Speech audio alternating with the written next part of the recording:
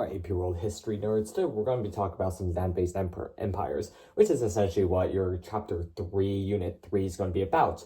So let's start by talking about these four major empires. So from my experience, these four were by far the most common. Of course, there are other land-based empires like the Songhai, the Russians, I think the Aztecs. Are the Aztecs here? Actually, I'm not sure, but anyways, these four are by far the most important. So we're going to talk about the Ottomans. The Ottomans are, of course, in like Turkey. They also expanded into the Balkans, I think. But basically, they're on like the Middle Eastern area.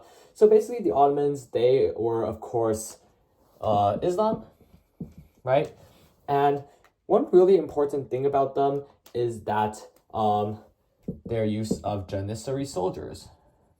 And basically, the Janissaries were basically Christian men from, I think, the Balkans, where they conquered. And what they did was they basically converted them to Islam and trained them so that they would be basically part of the military and essentially later part of their bureaucracy, their government, I think, later. And yeah, that was a very big thing the Ottomans did.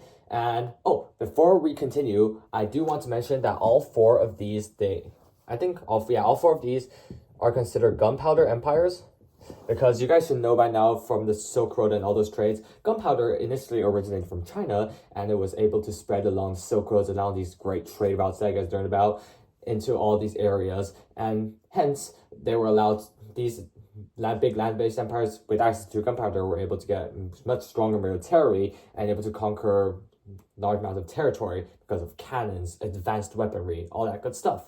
So, moving on to Safavids. The Safavids were also Islam, but a very key difference between the Ottomans, which led to major conflicts, which we'll go into a bit more detail.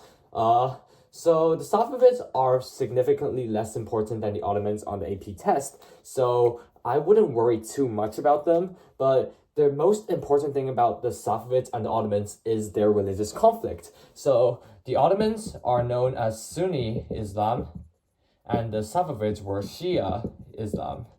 So what's the big difference? So basically what the Sunni and Shia, they're both Islam, but they have one major difference. The Sunni believe that anyone who followed, in the beliefs of Muhammad, which is of course the founder of Islam, could potentially be the next, basic leader in a way, while the Shia said only direct descendants of Muhammad could be leaders. But you don't need to know that. All you need to know is that they hated each other, and this religious difference led to lots of conflicts between the Ottomans and the Safavids. And of course, they were neighbors. So if I draw like a quick map, if we have like this is the Middle East, this is really bad. If this was the Ottomans, the Safavids were right here.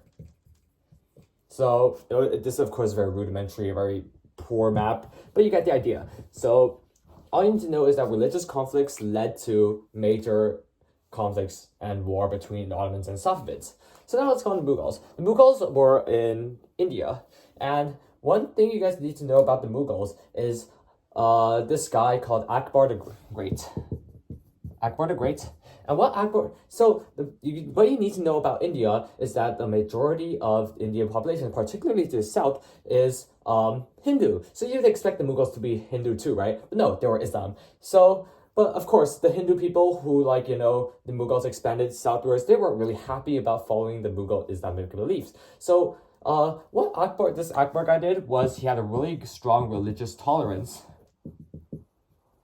towards non-Islams, which the Ottomans and Safavids didn't really have, especially towards each other. So yeah, the Mughals, really religiously tolerant, and Akbar had really good governing policies, which made the Mughals extremely strong. So yeah, good. So finally, let's move on to Qing Dynasty. The Qing Dynasty were ruled by Manchus, and they took over the previously Han Chinese Ming Dynasty, and you have the Qing now. So yeah, the Qing are, the Manchus control power, and they basically kind of just adopted the system that the Han Chinese previously used.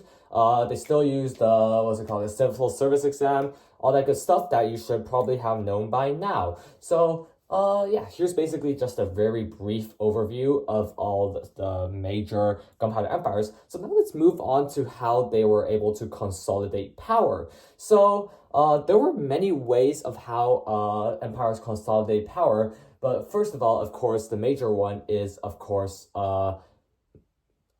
using God, religion, the divine right to rule. So for China, Qing, you've probably heard of the mandate of heaven. So that is, of course, one big example of how the Qing was able to consolidate power, right?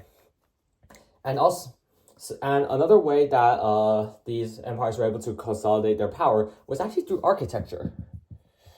So by making big, large, and grand architecture, they were able to demonstrate their power, seize the hearts of the people, and therefore consolidate their authority.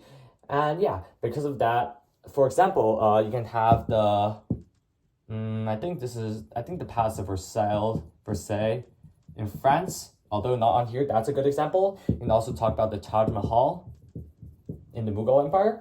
That's also in this time. But both of them were really big and grand architectural pieces that were able to help these empires consolidate power. So yeah, that's another one.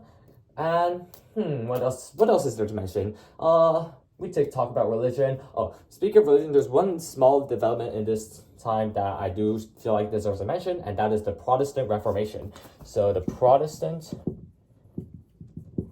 basically, the context is the Roman Catholic Church in Europe at the time was extremely corrupt. So basically, what you could do is like, oh, go to church. Hey, here's some money. I want salvation, please. And the church guys were like, okay, sure. Here you go. Yay, pay money and you be free. And then this guy called Martin Luther was like, oh, that's not good. And so what he did was he wrote a very long complaint called the 95 Theses. He pinned it to the wall of the church, and then and basically what started was a new form of Christianity known as Protestants. So basically now you have two separate Christians, and just like the Sunni and Shia, they kind of hate each other, and that sparked that set the foundation for many future religious and military conflicts between all over the place. So yeah, that's one big thing that you could mention, and I think I pretty much covered everything. If I missed anything, I'll probably add a note towards the end, but I'm pretty sure I covered most of things in Unit 3. So there you go.